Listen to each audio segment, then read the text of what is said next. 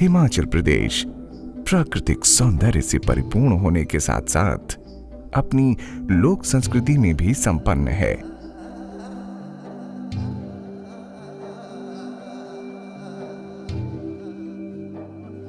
यहां लोक संस्कृति जन सामान्य के श्रम से सिंचित होकर प्रकृति की गोद में पलती और पनपती है।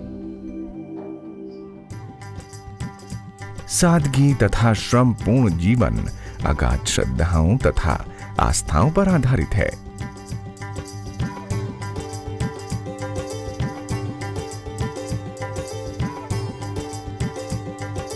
जगह जगह बने काठकुणी शैली के मंदिर इन श्रद्धाओं तथा आस्थाओं को प्रमाणित करते हैं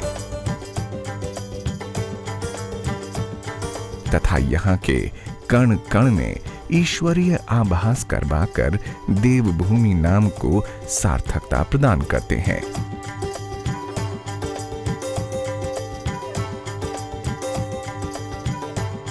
हिमाचल प्रदेश का ही एक जिला है सिरमौर।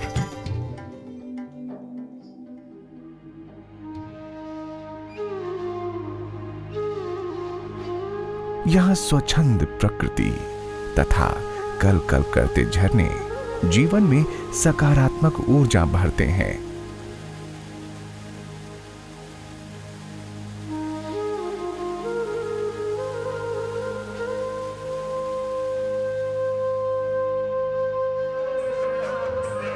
वहीं लोकगीत, संगीत तथा लोक नृत्य जीवन को विभिन्न रंगों से सराबोर करते हैं। इस क्षेत्र के लोकगीत तथा नृत्य यहाँ की संस्कृति, प्राकृतिक सुंदरता, सामाजिक संस्कारों तथा विश्वासों की झलक प्रस्तुत करते हैं। लेकिन उनमें से कुछ ऐसे भी हैं जो यहाँ की लोक संस्कृति को इतिहास से भी जोड़ते हैं।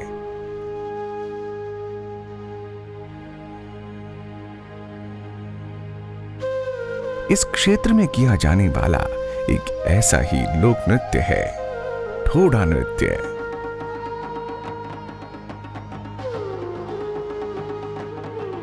जो इस तथ्य की पुष्टि करता है कि यदि इतिहास तथा संस्कृति एक दूसरे का दामन थाम ले तो दोनों कई सदियों तक जीवित रह सकते हैं। ठोडा नृत्य जिला सिरमौर के ऊपरी भागों शिलाई, संगड़ा तथा राजगढ़ में किया जाता है। लेकिन संगड़ा तहसील में स्थित अंधेरी गांव ठोडा नृत्य का प्राचीन स्थल है। अंधेरी गांव जिला सिरमौर के प्रसिद्ध धार्मिक तथा पर्यटन स्थल श्री रेणुका जी से 31 किलोमीटर की दूरी पर स्थित है।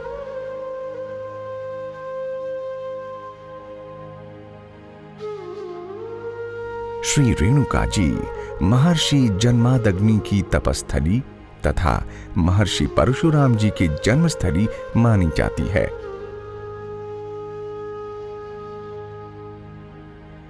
रेणुका जी जन्मादग्नि की पत्नी तथा परशुराम की मां थीं।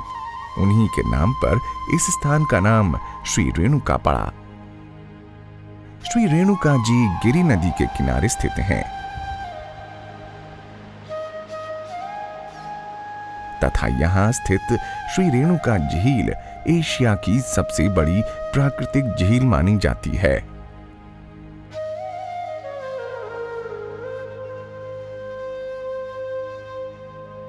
अंधेरी गांव में सबसे प्राचीन ठोडा नृत्य स्थल है।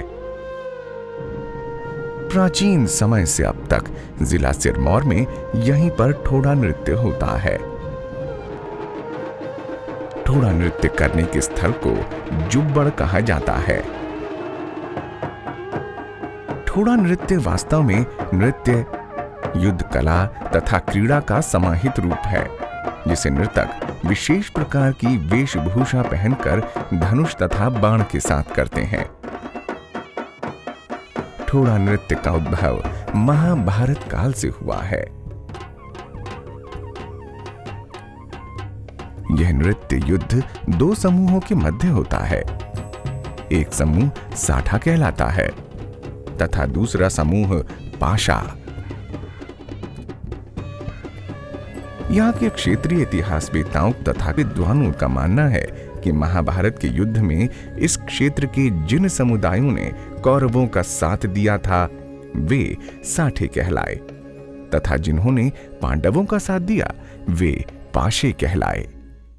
एक समय आया कि जब कि महाभारत का युद्ध हो रहा था तो उसमें यहाँ का जो सिरमौर और शिमला का इलाका था ये जनपद हुआ करते थे। इसमें एक किस्म से इलेक्टेड मोनार्की होती थी। तो उसमें ये डिसाइड हुआ कि कौन लोग कौरवों के साथ जाएंगे, कौन लोग पांडवों के साथ जाएंगे। सब हमारे जो इतिहासकार हैं वो यही मानते हैं, जो सोसाइटीज़ जिनको खुमड़ियाँ कहते थे, जो खुमड़ियाँ जो कौरवों के साथ गई वो शाठे हुए और जो पांडवों के साथ आई वो पाशे हुए। तो ये जो युद्ध का खेल है पहले शाठे पाशों में भी खेला जाता था और मेलों में तो शाठे पाशों का मुकाबला होता था, पर अपने ग्राम में जो होता था वो 2 टीमें बना करके इसकी वो प्रैक्टिस किया करते थे और ये बहुत टाइम तक ऐसे ही रहा। यहाँ तक कई गांव आज भी ऐसे हैं जिनको कि बोलते हैं ये शाठे हैं, ये पाशे हैं। और आज भी आप हैरान होंगे कई जगह तो जैसे हमारे अंधेरी में खास करके बिशु वगैरह में जब हमारे मेले लगते हैं या जुब्बल के इलाके में भी है तो वहाँ भी ये शाठों पाशों का मुकाबला अब तक चलता रहता है। वर्तमान में ठोड़ा नृत्य करके साठे तथा पाशे समुदाय के लोग आज भी अपने महाभारत काल के संबंधों को जीवित रखने का प्रयास करते हैं। यद्यपि अब तो यह युद्ध नृत्य मनोरंजन हेतु खेल के रूप में खेला जाता है। ठोड़ा नृत्य जुब्बड़ में आयोजित होता है। इस क्षेत्र में यह आयोजन अप्रैल माह में 13-14 तारीख को विशु के मेले के दौरान होता है। जुब्बड़ में आने के लिए एक गांव की ओर से साठों का आगमन होता है तथा दूसरी ओर से पाशे आते हैं।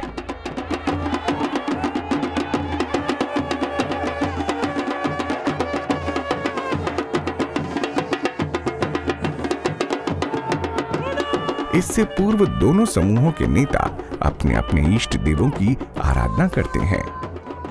आने से पूर्व एक समूह दूसरे को ललकारता है जिसे हाका देना कहते हैं।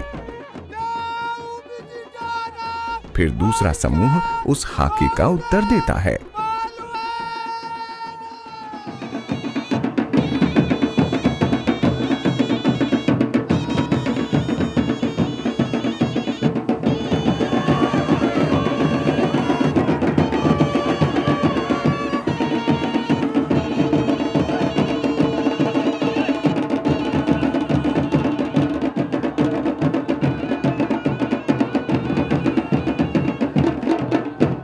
दोनों समूह विशेष वाद्य यंत्रों के साथ नाचते गाते धनुष, बाण तथा लाठियां लहराते हुए जुब्बड़ में पहुंचते हैं।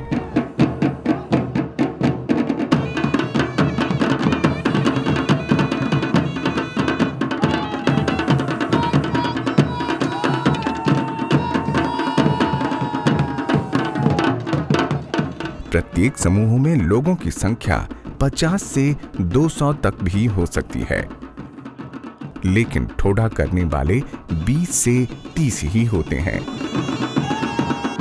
शेष सामान्य नृतक, वादक तथा सहयोगी होते हैं। संगड़ा पासी, शिवपुर पासी, सैंज पासी, गनोक पासी, कोटी धमान पासी, लुधियाना साटी, अंधेरी साटी और सामरा साटी, बुजौंड साटी, यहीं हमारे रेली साटी, रजाना साटी। इधर से साटी आते थे, इधर से पासी आते थे। शिगा पोड़ीला मुखे ठोड़े मालवे के फिर आते थे मैदान में।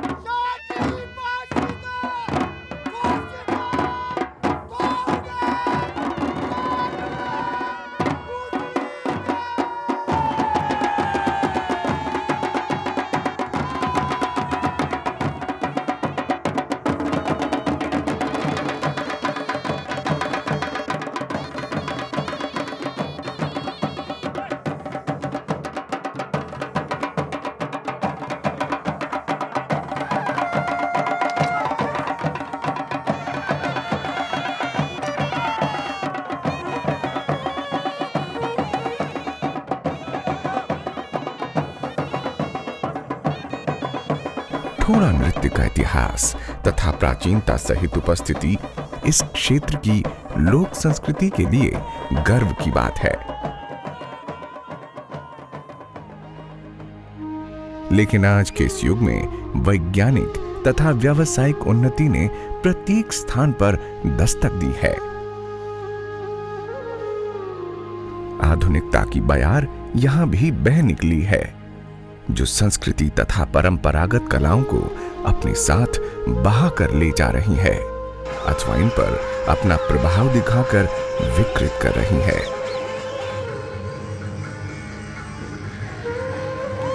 वर्तमान के कारण भूतकाल का अस्तित्व तथा भविष्य की संभावनाएं संकटग्रस्त प्रतीत हो रही हैं। ठोड़ा नृत्य जैसी बहुआयामी कला सांस्कृतिक अभिव्यक्ति का सशक्त माध्यम बन सकती है, अतः वर्तमान पीढ़ी को इसकी महत्ता बताना आवश्यक है ताकि वो आने वाली पीढ़ियों के लिए इस विधा का संरक्षण करने में सहयोग करे, ताकि आधुनिकता के कारण ठोड़ा नृत्य जैसी पारंपरिक निधि का सूर्य यदि अस्त हो भी जाए तो वर्तमान पीढ़ी उसके पुनरोदय की साक्षी बन सके।